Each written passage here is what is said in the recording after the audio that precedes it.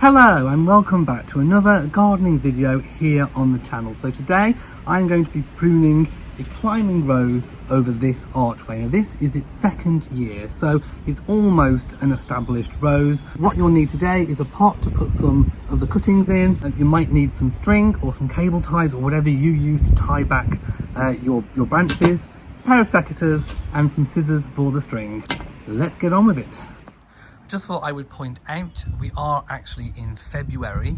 We are in the second week of February here in the UK. It's a perfect time to prune your roses in the winter. You can prune them up to March as well. It's always better that you do prune. So this is the state of the rose. This is the condition it's in after winter. So if I just pan the camera up, you'll get to see. So what we typically do with a climbing rose, this, by the way, this is David Austin Rose Teasing Georgia, a beautiful yellow rose. It flowered really well the first year last year. I have this actually growing in a pot, but obviously you can plant in the ground as well, and it has worked really well. All I have to do is to remember to feed it every single week. But if you just look, there are some shoots starting to come, and I will need to obviously cut these back. So what you would typically do is cut back to about 6 inches from the main stem. What you don't want is for the roses to be flowering on really weak branches, or else they won't be able to hold the bloom. You do need to prune them back. As you can see, there are some dead, damaged, diseased or dying, the 4 Ds. You cut all of these back. Now what you would do is, typically if you were going to cut back, so let's just say I was going to cut this one here, I would probably take it back to about here, and you would cut typically on a sloping cut. Now there's been no evidence to prove that a sloping cut actually does anything, but a sloping cut away from the bud is what's kind of recommended. Again, there's little bits of dead branches here, and I will go over all of it and actually remove any of the old foliage, because the spores of disease can be carried over. So what you want to do is to remove all of these dead leaves. What I didn't do last time, because it was starting to rain, I didn't de-leaf all of these, which I pruned in a previous video. So I am going to go today and finish off the job and take off all of those dead leaves. If I was growing this across this back wall here, I would put some wires up and I would train them to go along the wires, and I would cut back the stems again to around about 6 inches, just to make them strong and kind of to train them to go up in height.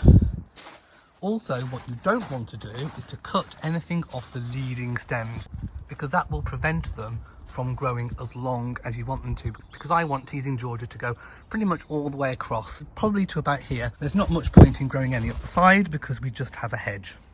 Also, what you want to do is to tie in any of the loose branches that can be tied in, just kind of to fix them to the structure. Now, like I said, I'm using string, but you can choose something a little bit more permanent than that. So just to demonstrate the pruning, I would say probably about here would be a good one, and then you just kind of snip like that, and then there should be a nice clean cut.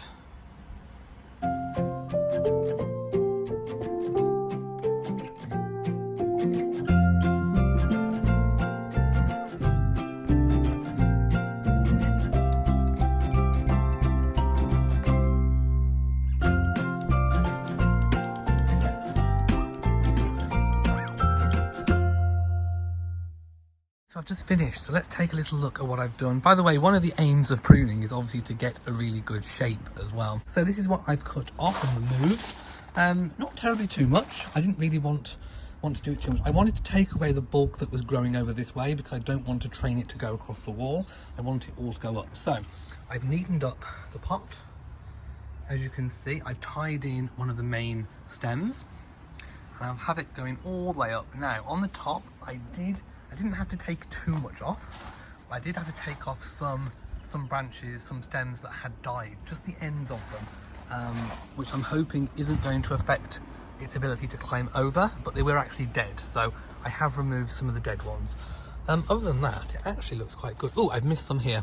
There's one here, so I need to go and remove that. But yeah, sometimes just have a good look around, have a good walk, and just see if you've missed anything. Also, I've tried to remove the foliage as well, all the dead leaves from last year. Also, I did put in this stem for support, but I don't actually think I need it this year. Then obviously it is freestanding. up the beautiful archway. So just to show you the archway from the side, this is kind of where we've got to. I haven't tied the top down terribly too much to it because I want to give it room so that there's some aeration as well, which I think encourages good rose health. Just a few rose tips. Do not worry about how much you cut the stems back by. I know there is some kind of guidelines, but you can't cut too much off.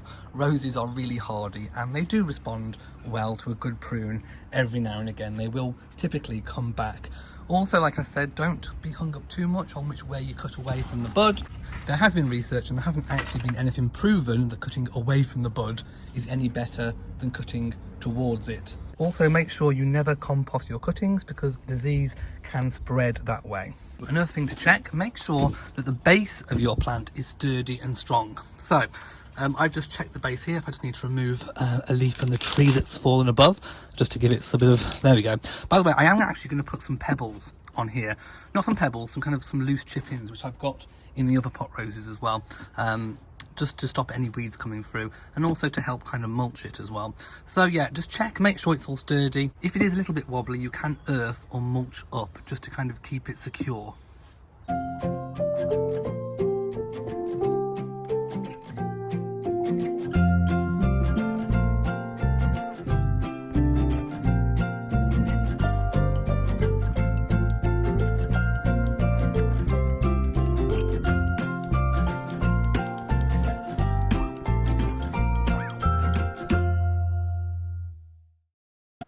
So my next job is to remove all of these leaves here as well. So I'm going to set up a time lapse and you can just see me literally just pinching them off.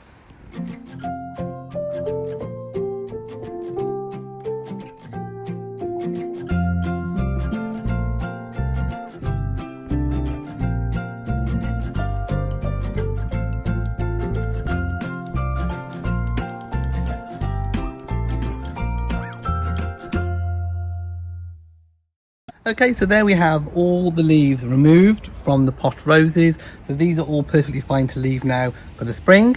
And of course the archway has all been done. So I'm really happy with what I've managed to achieve today. By the way, I should also mention, do wear gloves. I haven't because I literally can't feel what I'm doing. I do like to be able to feel what I'm doing. But if you can wear gloves, if you are able to do so, please do so because obviously roses do have thorns and it's always important to be safe. As I said, I will be doing a gardening video every single week. So next week's job is to tackle this David Austin rose. Again, it is in its second year and I want to prune and tie in all over this beautiful pergola. Also, I think one of the weeks I will do a proper greenhouse tour, exactly what I have in the greenhouse. You can see also it needs a really good tidy and a really good sort out. Hello Rory, this is my cat Rory if you do not know, and he likes to come and sit here in the greenhouse. We have lots of cat spaces in the greenhouse. It's a family space.